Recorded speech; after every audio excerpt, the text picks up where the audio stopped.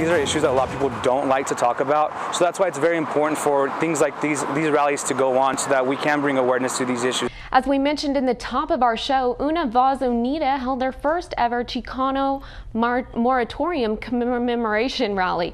Ralliers gathered in front of the Ector County Courthouse to bring awareness to what the moratorium stands for and to issues facing the Hispanic community. CBS 7's Deanne Lopez was at the gathering and spoke with several participants, including the organizer. Deanne, what can you tell us about this soon-to-become annual event? Caitlin, Chicano moratoriums like today's have been held for the past 44 years in honor of 3 men who were killed by sheriff deputies during the first rally held on August 29, 1970. One of those men was award-winning journalist Ruben Salazar. That protest and march was held in Los Angeles, California, where over 25,000 Mexican Americans rallied against the Vietnam War.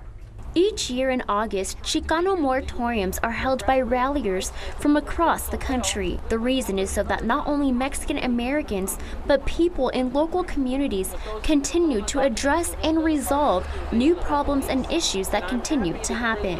Art Leal, the organizer of today's rally in Odessa, says there are plenty of issues and changes that need to be made in Ector County. A lot of times people kind of walk through life and not really paying attention to the things that are happening around them. We want to take this opportunity to bring awareness to those things and to give people the opportunity to activate their voices.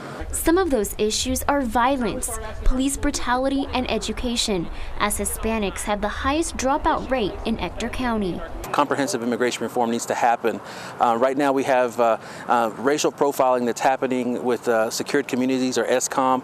We have ICE detainers that are happening in our Sheriff's Department. Right now the Ector County Sheriff's Department is having an average of 40 ICE detainers per month.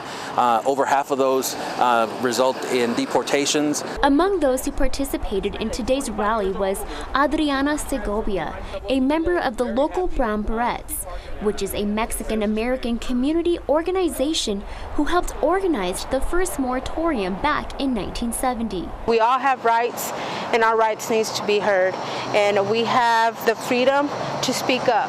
So we want people to not fear, to know that they could come out and let their voices be heard.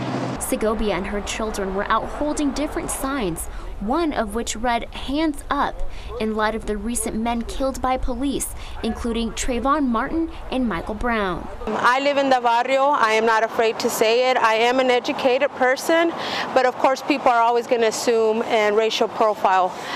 So unless you live within the communities that it happens, other people tend to ignore it.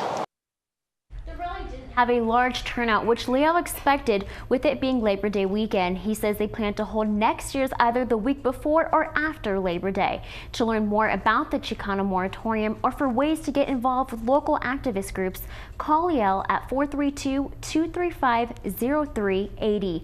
In the studio, Deanne Lopez, CBS 7 News.